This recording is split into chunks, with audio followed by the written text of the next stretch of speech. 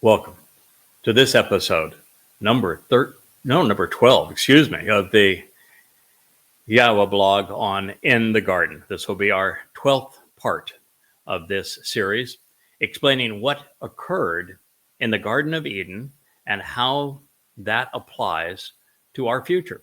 Turns out that if we study the events of the Garden of Eden as they were chronicled in the book of Bereshith, Genesis, we can not only ascertain what has transpired from that date nearly 6,000 years ago to today and how mankind has been led astray, but we can also surmise where God wants to take us, because he is returning his family to the Garden of Great Joy. So there's a lot to learn. Where we left off in part 11 of this series was that God had just asked Adam, why did you do this? And he's about to ask Towrah, so you want to explain yourself? So let's tune back in. The basic message that God is conveying is that if we trust him and do as he instructs, he warrants that we will live with him in the conditions depicted in the Garden of Great Joy, because this is for what we were designed. But if we don't follow his instructions, preferring to place our faith in a perversion of his guidance, he is warning us that there will be undesirable consequences. Again, the choice is ours. We witness both, not only in his words, but what is now happening, around the globe. Alas, mankind has never been very good at accepting responsibility. Adam, so the man, said, he muttered, "The woman, you gave her to be with me to make the relationship better, and she offered it to me from the tree, so I ate it." No. I mean, that's a triple bat. That's a strikeout with one swing. And that's hard to do. So, first of all, he's saying, it's your fault, God, because you gave me the woman.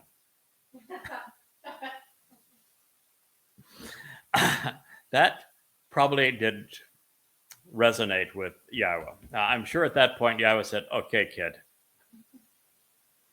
That was not good. And then he said, to make the relationship better. In other words, God, you really screwed up a second time, because rather than making the relationship better, she made it worse. Yeah, now you're saying that God did a really crappy job of designing woman?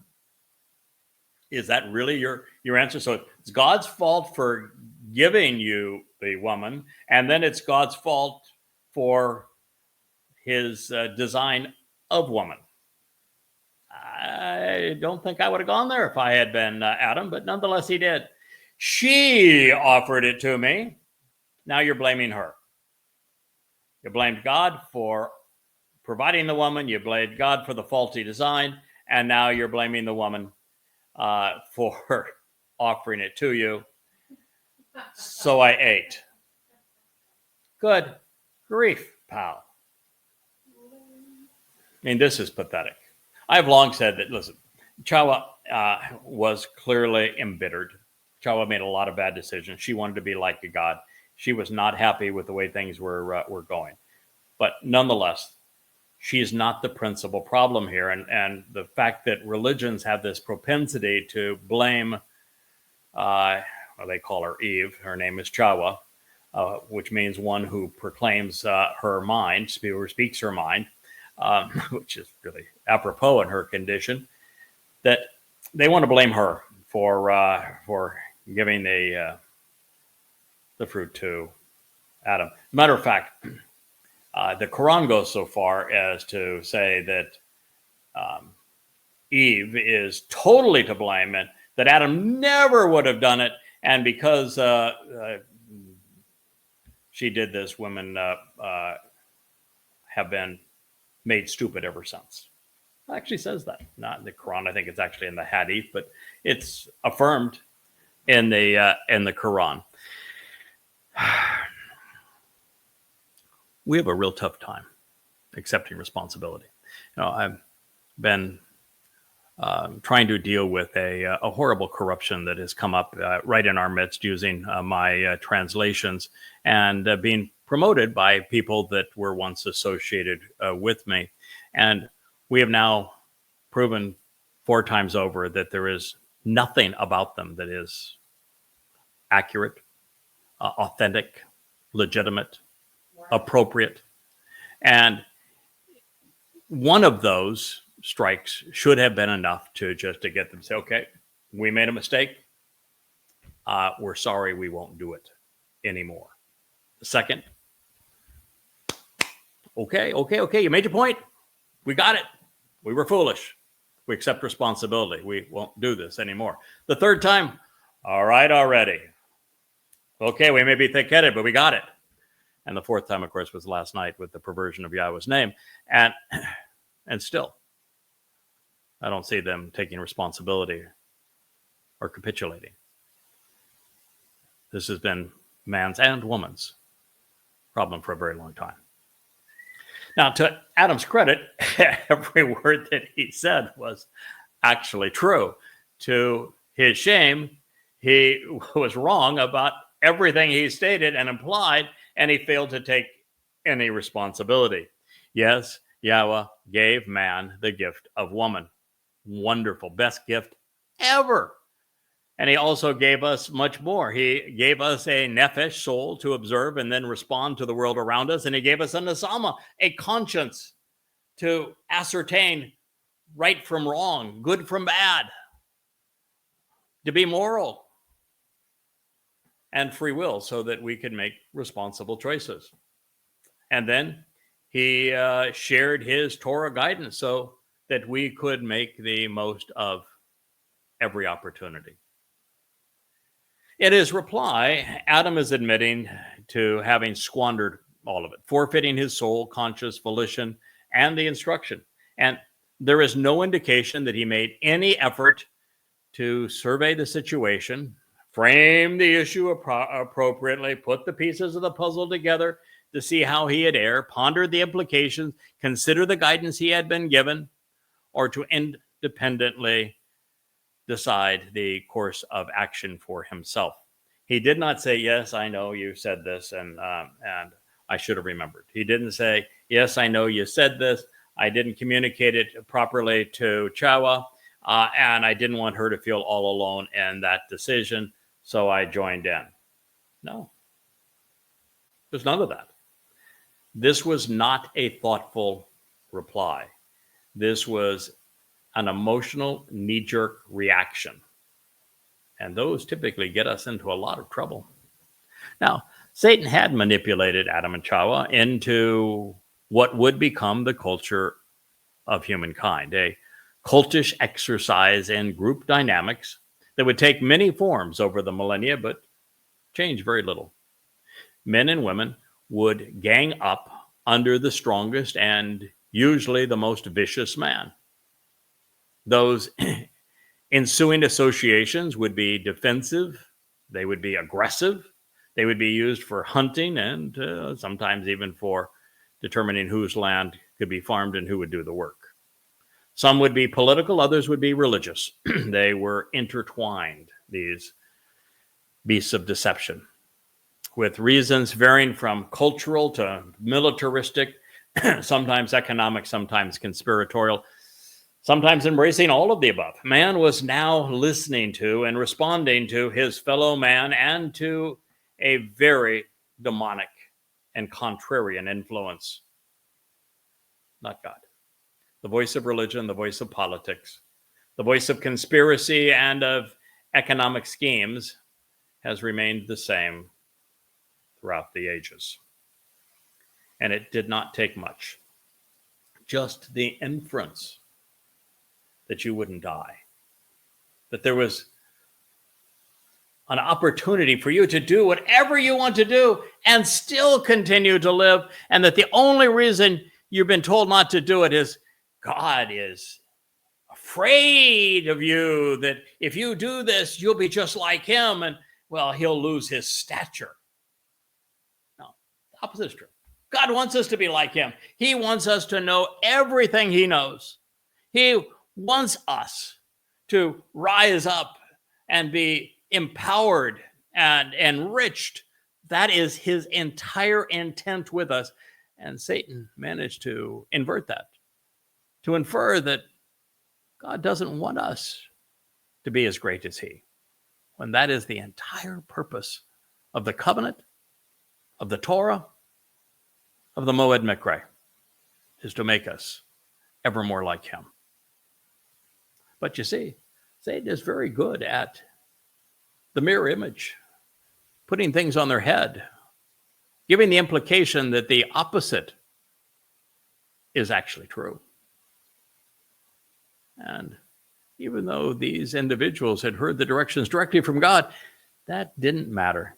They were more than willing, not only to listen to a corruption of his testimony, not only not to challenge a corruption of his testimony, which would have been the intelligent thing to do. God constantly tells us to go full force in challenging and destroying those who pervert his testimony. They didn't do either of the two. They didn't even think about the implications. They didn't bother to ponder what this would do to the relationship with God. All too willing, thoughtlessly, to believe a corruption, a perversion, a twisting of Yahweh's testimony. We see it everywhere. Judaism, Christianity, Islam, and of course in the new cult claiming to speak for God. The first kingdoms and those which would follow were all fascist.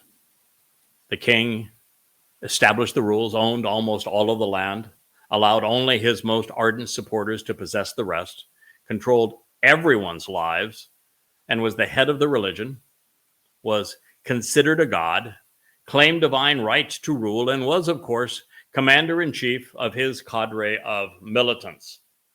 The people ate what they were given. They did all of the work and received very little of the benefit. This is the story of human history, with the exception of the militaries were used to bludgeon neighbors, to kill, to enslave. Over the past 2 centuries, men, and more recently women, indoctrinated in the culture of man, have been given the opportunity, at least in America, to vote between 2 candidates offered up by competing political cults called democracy, based upon the myth that it existed in Greece and then in Rome, when neither was true. People unwilling to consider the guidance of God that he has provided, or take responsibility for themselves, be accountable, or even learn what they need to know to make an intelligent decision, are typically bribed into voting for one of 2 candidates who will expand the influence of government and that robs others of what they have actually earned and enriches those who are advocating what is essentially legalized theft. We call the result entitlements via an imposing bureaucracy. As governments grow in stature, man shrinks in stature. In the collectivism of socialism, education becomes indoctrination, and freedom is just an illusion, as opportunities and economic progress are stifled. Around libertard progressives, you do not have freedom of speech anymore. We were, for reasons I'm not sure I understand, but the 10/7 video, which is the raw footage of what occurred on 10/7. I think it's the single most important video of our age. Nothing is more essential to preventing another 10/7 from happening, preventing those who are marching in the streets and taking over college campuses to be thwarted, from doing so than knowing the truth about what happened on 10/7. Yeah, it's a tough view, but truth in this case is essential to the survival of humankind. I presented it on Facebook with 2 long letters, one to Mark Zuckerberg himself, telling him about the importance of what we were doing, and the other introducing this as it should be viewed. And on X, it's one of 2 videos. This one I introduced to X. The other one has been making the round on X for some time, with me adding many comments to it and reposting it. It is quite simply the single most important thing that we can do as people is to watch this, because the world is being torn apart with progressives and with their Muslim alliances calling for the extermination of Israel and literally rallying in favor of those who perpetrated these heinous acts on this day. You can't even call them animalistic. It's far worse than that. They were demonic in their depravity and their savagery. It demeans animals to refer to them as animals. And it was all religiously motivated. The entire time they were screaming Allahu Akbar. Facebook has responded appropriately. Yes, it is a video that needs to be seen. And the letters that I wrote introducing it were appropriate. The same thing is true on X. It was not true on YouTube. The either thought police or the ownership of YouTube, like the founder of YouTube is my neighbor. He's out windsurfing on the next island over. Don't want you to know the truth. They want to preclude you from knowing the truth. And this is a truth that is redefining the world, that the world will not survive unless it watches, unless you know what happened and understand why those who are perpetrating those heinous events, those heinous, disgusting, violent acts, were yelling Allahu Akbar, then you're part of the problem, not the solution. And so while we received a strike from YouTube, the strike really belongs to YouTube. They showed incredibly poor moral judgment. And to the credit of Mark Zuckerberg and Elon Musk, these videos were allowed on X and on Facebook because they are essential to our very survival. Well, this is the problem today of progressives. They want to control the discourse. They have allied with Muslims, so they don't want you to know what Muslims have actually done. And soon, individual consciousness will be so seared that good judgment will be non-existent, as will access to valid instruction and information. And with the ability to make reasoned decisions based on accurate evidence gone, what hope is there for humankind? Unfortunately, man eats what he is given. Culture is the cause of most human failings. It has been a curse from its inception. The history of civilization is the story of war. It is the story of war. The history of civilization is the story of mass extermination of peoples. There really are no exceptions. It's the story of oppression and control, of subjugation and greed, of indoctrination and of sacrificing lives, constraining freedom, of men claiming to speak for God, for men oppressing women, for literally sacrificing little children's lives to their gods, enslaving all they can reach, plundering the hard work of others.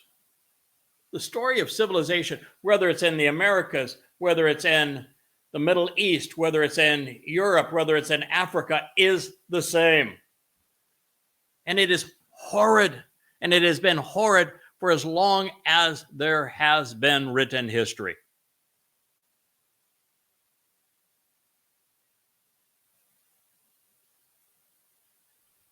Not recognizing this and perpetuating the collectivization of humankind only makes it worse. And that is another strike against progressives.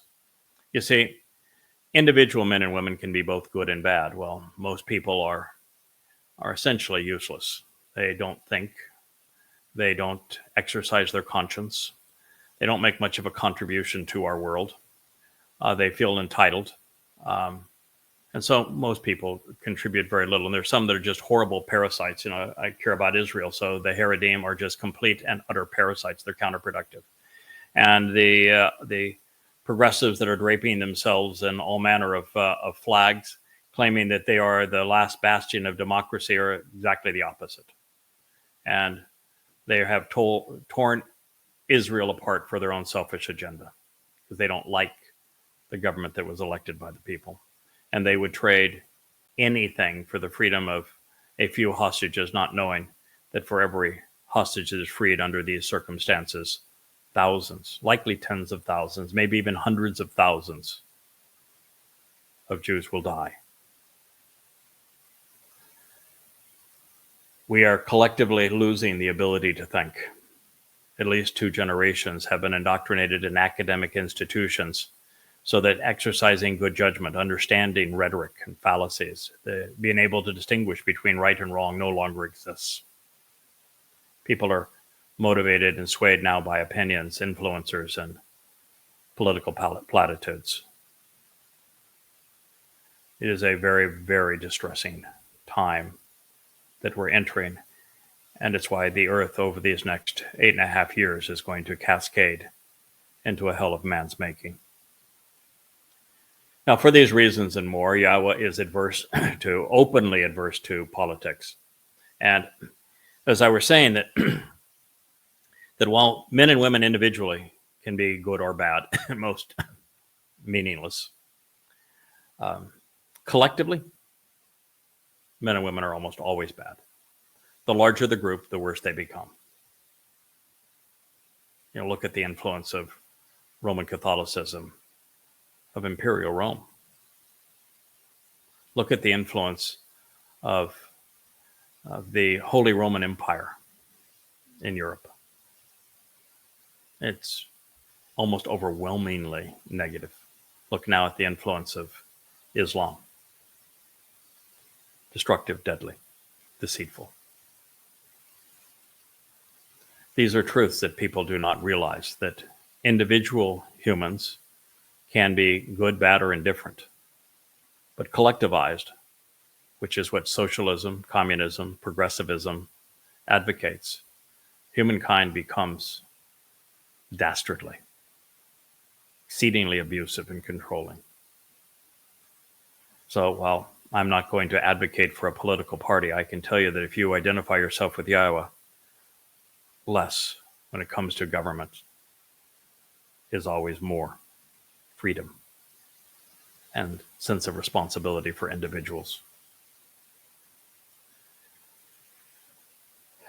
YAHOWAH is also against religion, militarism, conspiracy. He is an advocate for free enterprise over fascism and is more, and it's even more controlling twin, communism. And that is because he values human autonomy, freedom to work, individual responsibility and accountability. But for any of it to be vital, we must use our conscience, our consciousness, and free will to listen to YAHOWAH's guidance and then make informed and rational decisions, which did not occur on this day 6,000 years ago and has occurred very infrequently over these past 6 millennia. And it most certainly is not happening today. Now, this is the antithesis of what Adam did on this day, and yet it is what men and women still do to this day. We have not learned from the past, and so we are continuing to repeat it. Should you care for a dissenting view, blame it all on the woman. According to Muhammad, Allah made women stupid as a result of this woman's culpability, even though he didn't know her name and claimed that she ate from a wheat tree. Yes, I said that correctly. She ate from a wheat tree. But I would not vouch for him because Islam's lone messenger said that hell was filled with women hanging from meat hooks that were piercing their breasts because they were ungrateful to such men as Muhammad. He claimed the reason for different races and that the reason that they are different colors is because they match the dirt from which Allah extracted them. He also said that the sun goes to bed each night in a muddy spring, exhausted, I suppose, because it spends all day, according to the brilliance of Muhammad, racing the moon. Oh, and speaking of hell, it is the only place that Allah is depicted throughout the Quran, indulging himself by torturing those who would not worship him. Anyway, turning his attention to the woman and back to Barashith, we hear then Yahweh, who is God, said to the woman, Isha, in our last program. You remember how many times I tried to direct your attention to what Isha means? And here it is. It means woman. Female individual. Why, Ma, did you do this? Well, pretty good question, huh? Why did you do this?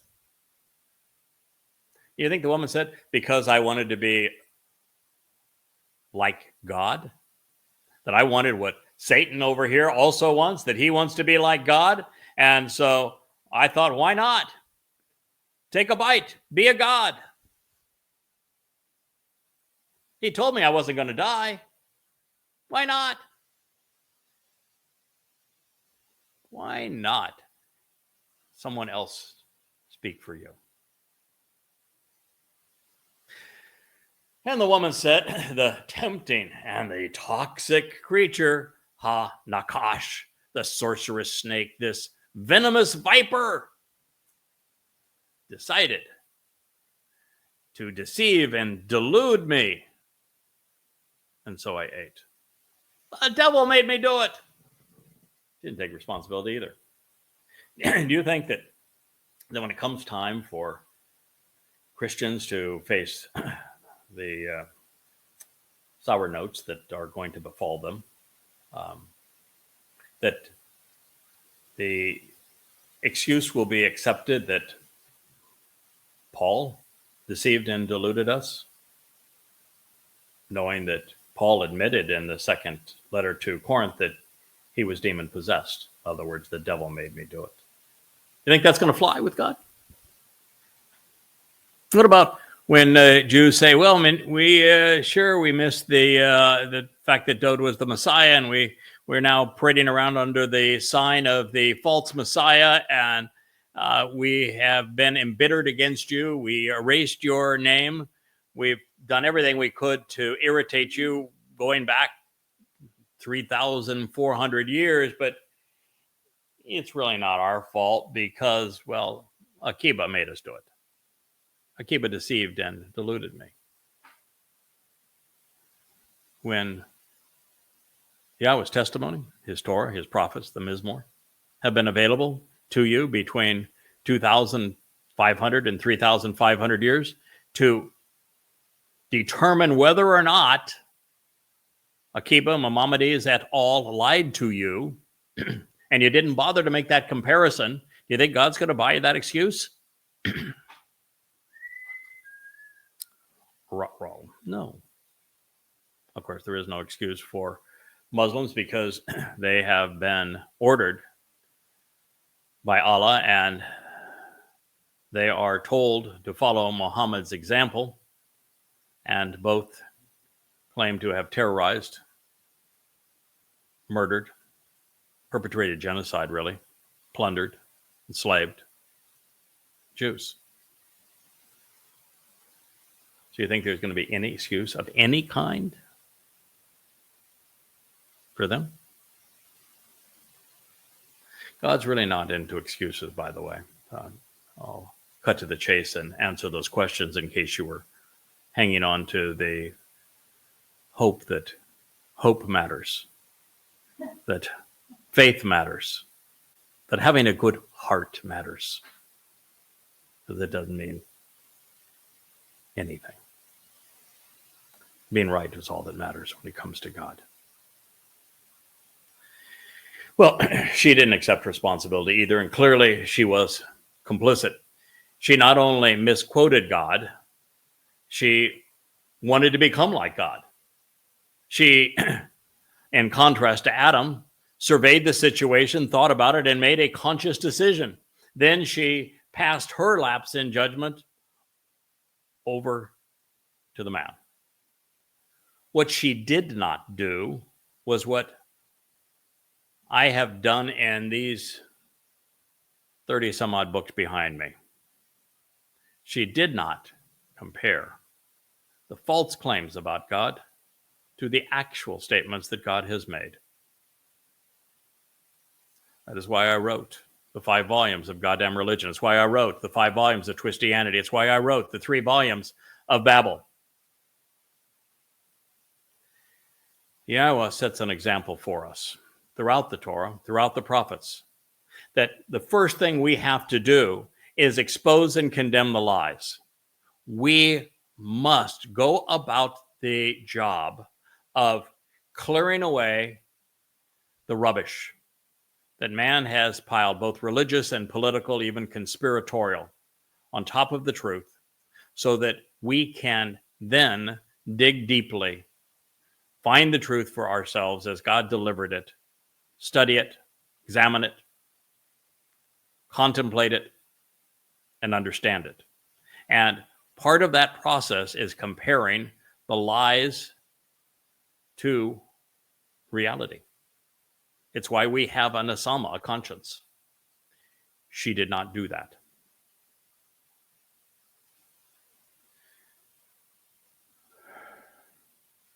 Knowing that she had made a horrible mistake, she ended up bringing Adam down with her. She became what the adversary had projected. This precipitous decline from good to bad occurred because of nasha, delusional and beguiling deceptions. Whether it is nasha with a shin or nasa with a sin, in the third statement that Yah etched in stone, it bears me addressing this at this point. God either said that to deceive, to offer beguiling deceptions in the name of YAHOWAH is an unforgivable sin. Or he said something that is much less criminal in its intent and therefore much less troubling for everyone. This obviously is troubling for those of you who can hear Asher bark in the background. She wants to be part of the program. But if it is simply nasa, as in the verb meaning to lift up, to promote, to tolerate, to accept, then to accept the degradation of Yahweh's name is an unforgivable sin. Erasing Yahweh's name, changing Yahweh's name, manipulating Yahweh's name in any way, hiding Yahweh's name, corrupting Yahweh's name, anything associated with this, which Judaism is a major contributor, as is Christianity, as is Islam. It's not even announced in progressive academia. So you need to think that through. That it's one of two. It's nasa is the active verb, and there is really no way to ascertain for certain if it was written as nasa or nasha, because the shin sin was never distinguished in the original text. I don't know if you know that or not. It's a more recent projection, and as a result of that, you would be guilty of committing the unforgivable sin by deceiving and deluding anyone by your manipulation of Yahweh's name. or even if you tolerated those who did. So if I were to, for example, accept what they had done, then I would be guilty of this. But you notice I didn't, nor should you.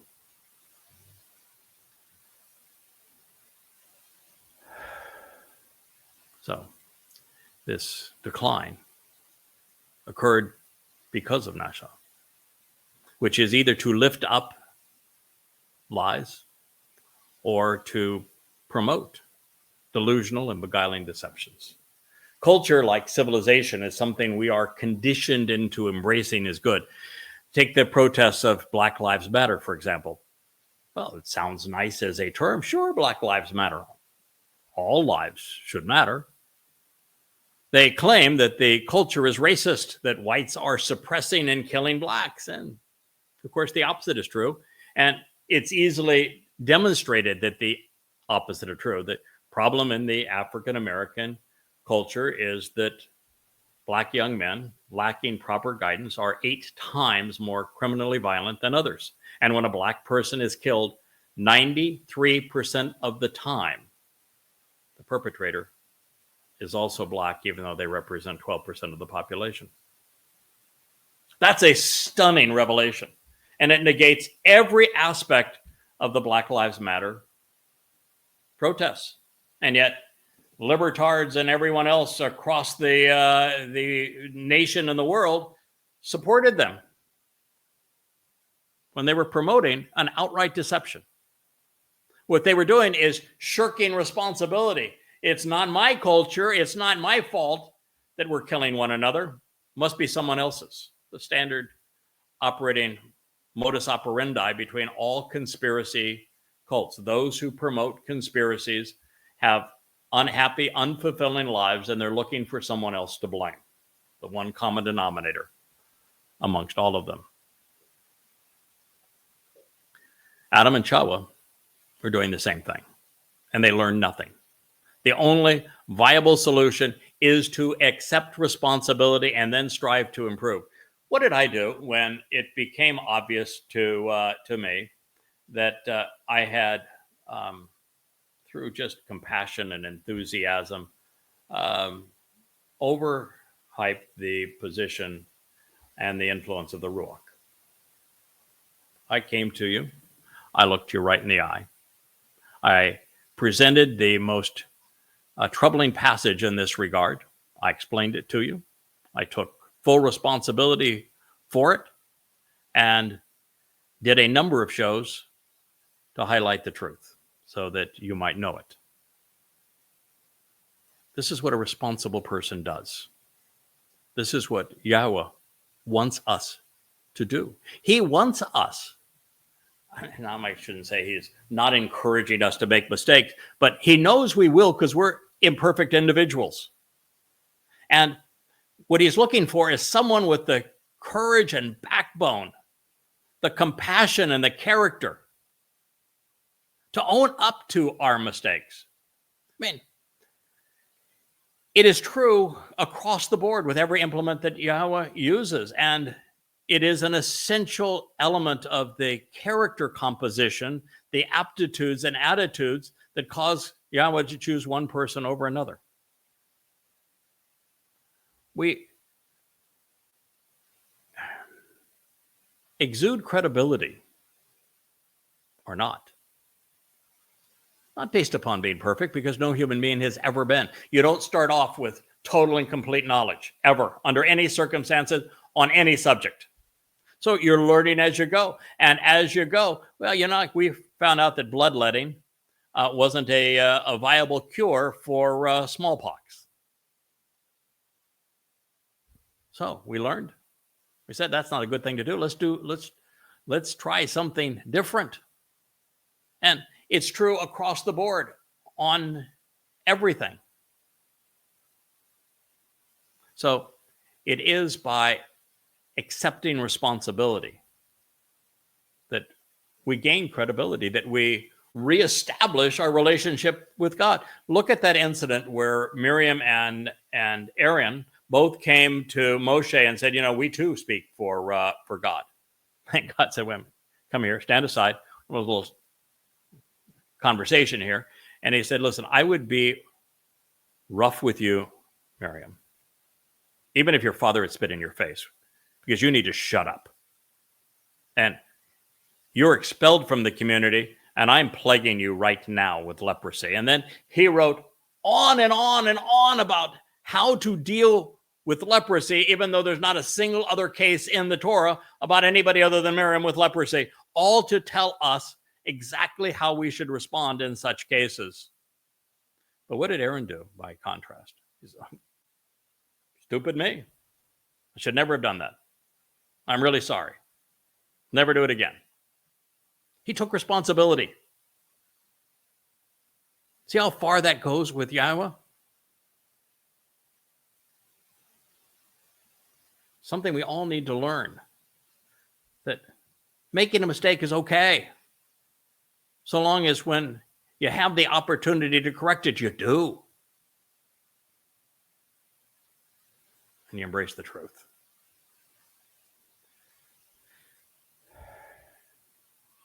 The American South, for example, was exceedingly racist. They were oppressive. 70 years ago. Terrible what they did in terms of segregation and the like, and their attitude is despicable. But those conditions are largely gone. And more importantly, affirmative action and the transfer of trillions of dollars from Caucasians to blacks have created tremendous opportunities for African Americans. Moreover, what happened in a minority of American states 6 generations ago is not responsible for what is occurring today. In reality, with all of its failings, and boy, do I ever delineate them, the fact is that America has become the least racist, most universally opportunistic nation for minorities in the history of humankind. The very opposite of cancel culture. But the professors, the media, the politicians that are advancing it can't be reasonable. They are incapable of examining the evidence and drawing a logical conclusion, a moral conclusion. Yes, America has become the most universally opportunistic nation for minorities in the history of humankind. And yet, it is being squandered. So why are African Americans blaming others for what they have done to themselves, and worse, why do so many agree with them? If you genuinely care about prolonging life, then why aren't you trying to resolve the problems in the culture that are robbing far too many blacks of their lives? The truth is, the problem has nothing whatsoever to do with ethnicity, race, skin color. Nothing. It has all to do with upbringing. The cult of man is the reason for the fall of man. Now, retaining our focus on the verb nasha, spelled identically in the Hebrew to nasa, as I have shared, it is the operative word in the third instruction that Yahowah etched in stone for our edification. You wonder why I'm repeating myself, as my presentation previously was totally extemporaneous, and I now find that I shared this in the text of the book that I'm trying to convey to you at this time.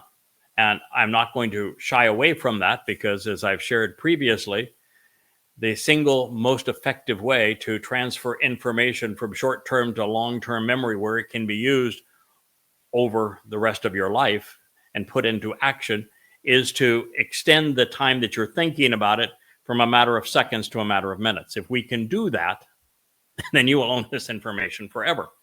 And you can use it and you can apply it to your life. So this is always worth doing. I point this out because in Paleo Hebrew, there is no distinction between the sin and the shin. It's a later development. The S or the SH sound, if you will. On the tablet, it was usually and errantly translated as take, but it means to lift up, carry forward, bear, desire, exalt, forgive, or respect,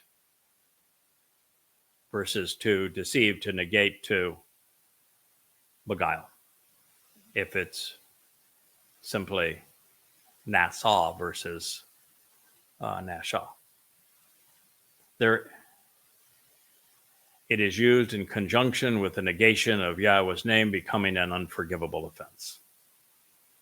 Now, the problem with translating Nassau as lift, carry forward, lift up, and respect, much less take, is that it puts the perpetrator in the woman's shoes, carrying forward, lifting up, and respecting the beguiling deceptions of another. It is one thing to hold the perpetrator of delusions like Satan, the adversary, accountable, but should someone like Yahowah that accepted the lie be judged by it? And that's the difference between the SH sound and the S sound as it relates to the definition of these words. In one case, the person being condemned is, well, to the largest extent, you would say the perpetrator of it, and therefore Nashah. But with Nassau, it's also the person they deceived, because they should have known better. And as we read through this and Yahweh's response, he judges them both, suggesting in the Torah that they Nashah and Nassau understandings both apply. So if Yahweh intended Nassau, S rather than SH, rather than Nashah, SH, then simply concurring with the removal of Yahweh's name from his Torah, perpetuating that, or corrupting it to serve some personal agenda would be unforgivable. And yet, if Yahweh intended us to read Nashah, then it is deliberate deception, delusions, which take others away from God, which become the unresolvable crime. It's a far more significant crime. In the case of the white Goyim mother rights, if it is Nashah, then the builders of the hive and their translator and the queen mother, as well as those who were illustrating their scheme, have forfeited their souls. If it is Nassau, everyone they have drawn into the hive has forfeited their souls. And I'm here to tell you, it is impossible in the text to differentiate between the two. And so both definitions apply. And when you look at what Yahweh did in the case of judging the serpent and the woman, you'll see that both definitions apply. And that explains why it is so essential that I continue to expose and condemn what they have done. Because the last thing I want, the last thing God wants, is to have more people lured away and deceived. He does not want people losing their souls, particularly to something as foolish as this.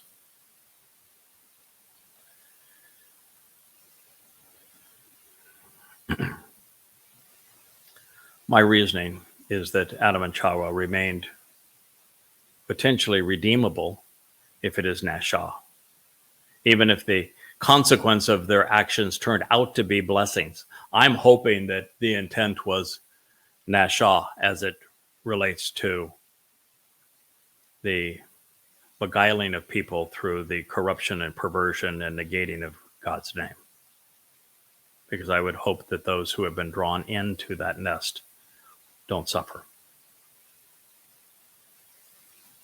There's every reason to conclude, well, I'm not sure about this, but there are reasons that we could surmise that Adam and Yahowah are in Shamayim. I think there is that possibility for Adam. I don't think so for Yahowah, because if we pursue this story of in the garden to its natural conclusion and we find out how hateful she became of God, I don't think it's likely. We don't hear much more from Adam, actually. So it is possible there. Adam could be like Aaron in the story of the embittered rebellion, where he may have come clean, and Yahowah did not. She doubled down, and so she probably represents Miriam in that story. But at one time, God loved them. More importantly, Yahowah's Torah guidance does not exist to condemn us, but to exonerate us. But it will only exonerate us if we take responsibility and accept its terms and conditions. We apply them to our lives, and we stay steadfast regarding it. Yahowah prefers to lift us up. He does not want to push us down, but sometimes there's nothing he can do because we do this to ourselves. His 7 Moed Mikre leads to our emancipation and to our redemption.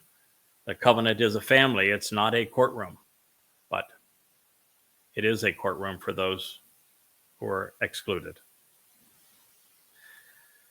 Lest I miss an opportunity to correct religious deceit, please understand that there is only one sin which is universally deadly from a spiritual perspective.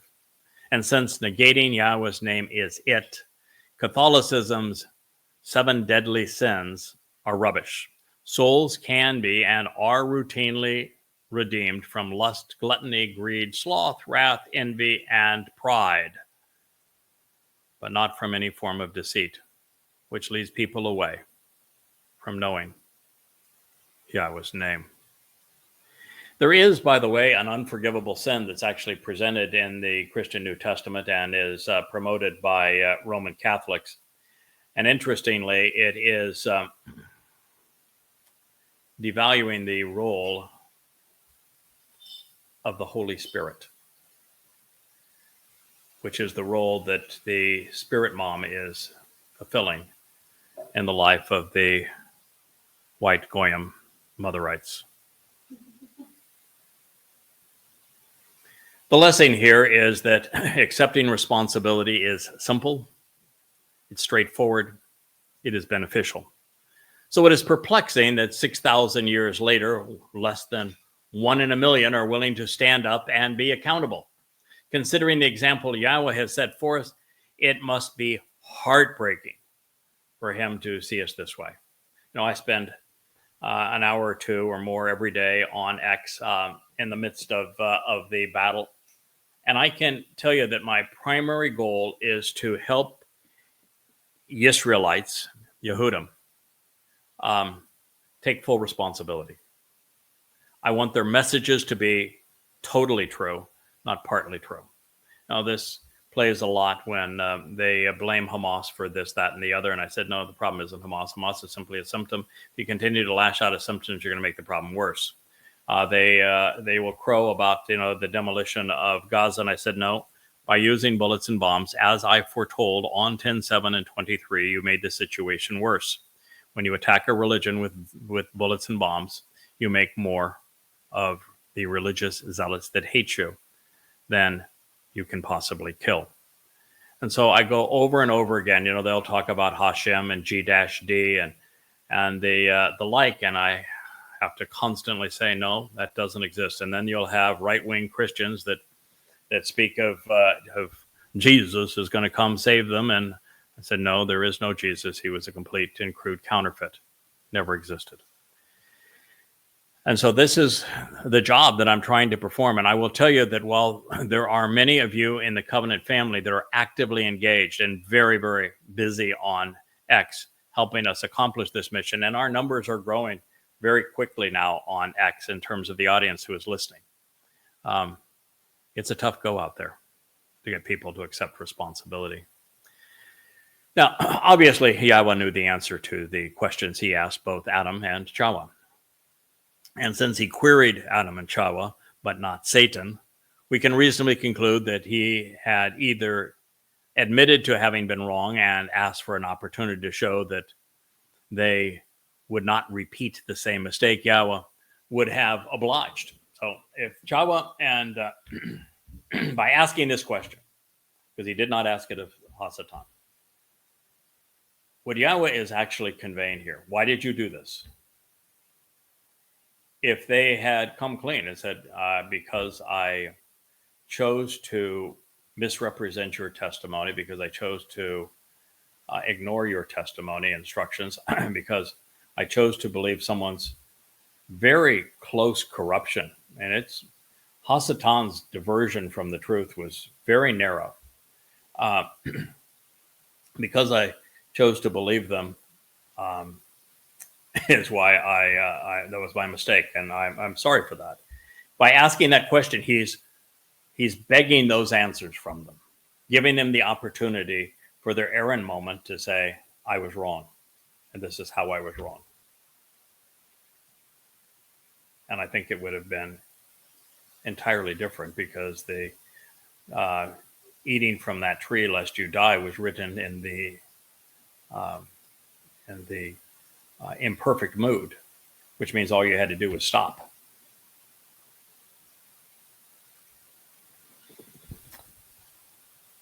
So I think that the situation would have been entirely different had they accepted responsibility. However, until we are willing to admit that we have been wrong and show a desire to improve, to correct the record, there is very little God can do for us. It is the same for any parent and for any child. The other lesson is that the choice to reject Yahweh, for it to be credible, deceit and death must have an advocate. And that is the reason Hasatan, as the Nakash, the serpent, was permitted to misrepresent Yahweh's instructions. And so we find it everywhere. I mean, we find it, in the new white Goyim Motherites. They're perverting Yahweh's instructions. They have their own little pocket translator to parrot what they want to convey. And they have all manner of lies that they would promote. And of course, the worst are Christianity, Islam, and Judaism in this regard. So Satan is very adept at encouraging his minions to misrepresent Yahweh's name and his instructions. You notice that in that whole episode, Yahweh's name was never mentioned. And while the world is no longer Eden and the adversary, he, however, is still here, and for the same reason. People so easily fall for lies. That's one of the things that has been so frustrating. It was so frustrating for me 15 years ago when so many of the listeners to this program came from a conspiracy cult called Unpopular Truth. And they made the mistake of intermingling, Babel, if you will, commingling lies with truth and weaving their conspiracies, which were political, into the testimony I was delivering on behalf of Yahweh. And then they became very belligerent as they used the acclaim that they received for participating in my audio programs to abuse people, particularly women. And I shut it down hard. I became exceedingly aggressive and denouncing them from top to bottom. And over time, they dissipated into nothingness because we pulverized them. But unfortunately, almost all of those who are rebelling now and embittered and leading the new conspiracy are from the old conspiracy cult. And they're doing the same thing for the same reason. And well, they were given the same opportunity too. And well, I don't think I would be all that bothered if they went off and did their own thing, not playing off of my translating style and transliterations and translations and insights and the like.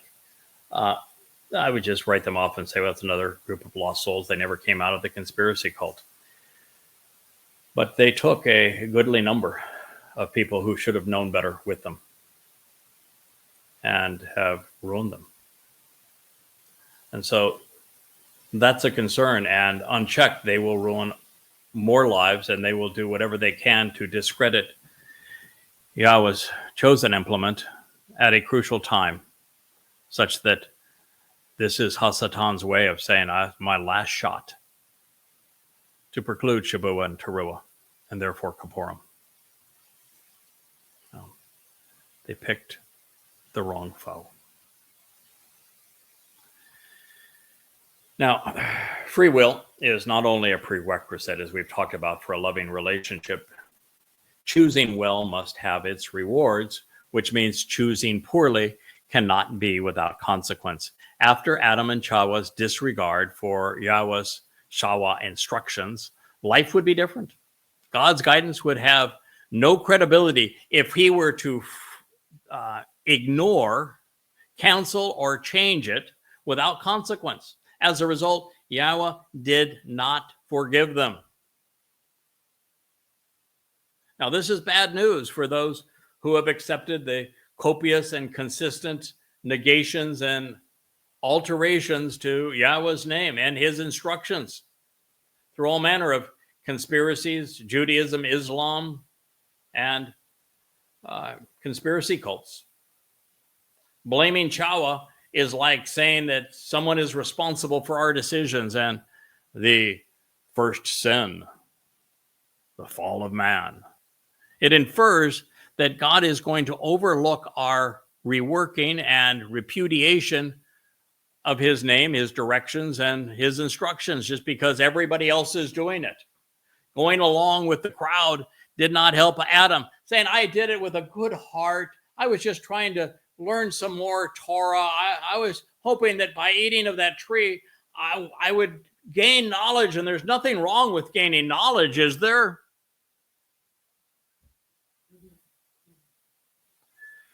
Blaming Satan is, which is to attribute our errant ways to religion, politics, academic deceptions, conspiracies, cults of all manner, did not prevail with Yahweh.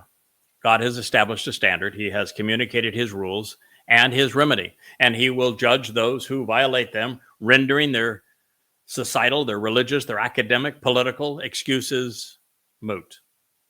There is but one acceptable approach,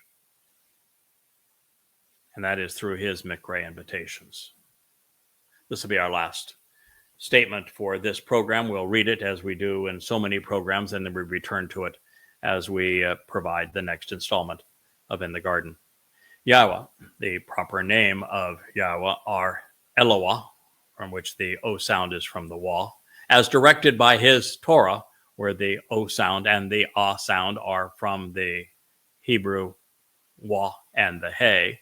Regarding his Hayah existence, the verb that Yahweh shared was the basis of his name, where we learn how to pronounce both the Hey and the Yod. And our Shalom, restoration, which is the most commonly repeated word in Hebrew, which the O sound is from the Wah, therefore Yahweh, God, Elohim, responded to the spellbinding serpent, Ha'ala, Nakash, the sorcerous snake, this venomous viper and poisonous, cold-blooded reptile, this tempting and toxic creature. It's from Nakash. It means the one who enchants and captivates, particularly regarding the divine, the one who practices magic and sorcery and who indulges in prophecy to capitalize by invoking the claim of supernatural knowledge. Lots of snakes in our midst. As a consequence of this, you have acted in a way that you have brought a curse upon yourself, a arar. You have invoked injury, misfortune, affliction, and harm, earning a reputation for yourself more than any other beast, more than any other form of life, beyond all other conscious existence of this environment. On your belly, you shall move about. The dirt you shall eat all of the days of your lives. Barashith in the beginning, Genesis 3:14. There are some treasures in this, and I will highlight a few of them as we conclude this program, and we'll pick it up in the next. First of all, it is essential. It is the first step to God. You have to know his name. You have to know how to pronounce his name. You need to know the way his name is spelled. You need to know what his name means. You need to know why he revealed his name. You need to know why he wants you to proclaim his name. You need to know everything about Yahweh's name. And unfortunately, his people have erased his name, not only from his testimony, but from their lives. And the two most popular religions in the world have replaced his name. There is no solution with God. There's no approaching God. There is no relationship with him. There is no having an appreciation of the truth until you begin at this point and you replace all of the lies and deceptions. Jesus Christ, Lord, Adonai, Hashem, G-D, Allah, the like of it, Mother Earth, Mother God, Mother and Son, Madonna and Child, Queen of Heaven, Mother of God, the Asherah myth, the Lord myth of Baal, until you discard them all and you replace all of that trash with the truth and you begin with Yahweh's name, you're nowhere. There's no hope for it.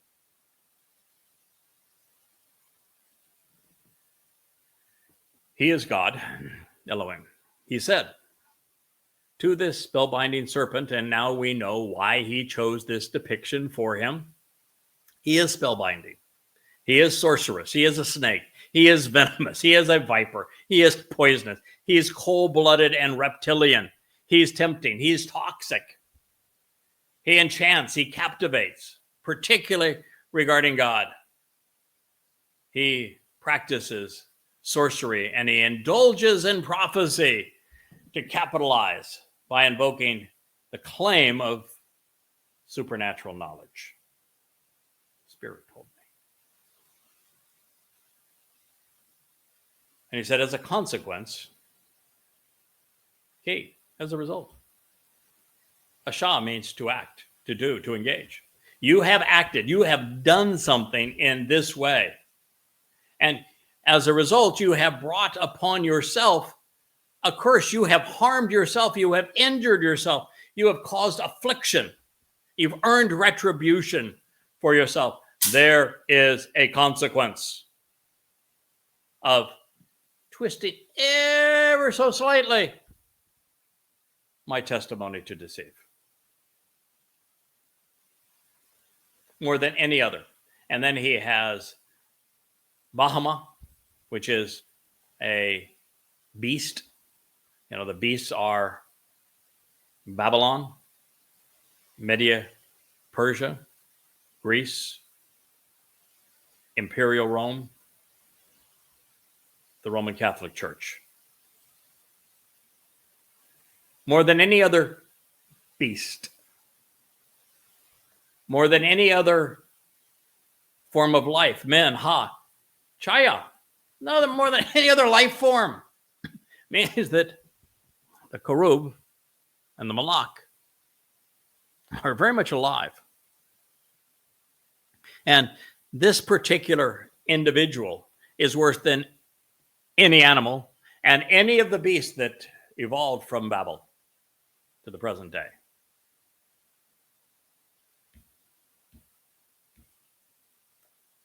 And in the open environments outside the walled enclosure, the place where religion and politics, militarism and conspiracy prevail, women are abused, men fight and kill, people are enslaved, they're controlled. It is there that on your belly, as a reptile in contact with the earth, you shall move about. The Karub, representing the adversary, they came into off the wall of the garden as a powerful, brilliant light with tremendous knowledge and influence. He was beautiful. Well, he was a spirit, so I don't know if it's he or she, but nonetheless, beautiful. Yeah, the Karub is a Ruach. Far more powerful, even internal, so different than humankind. He had everything that humankind didn't have except for two things: free will and the fact that Yahweh created humankind for the purpose of a loving family relationship, and therefore valued them and looked at the Korub and the Malach as tools, implements. Considerable difference in those two. And now he would be demoted. He is nothing but a snake.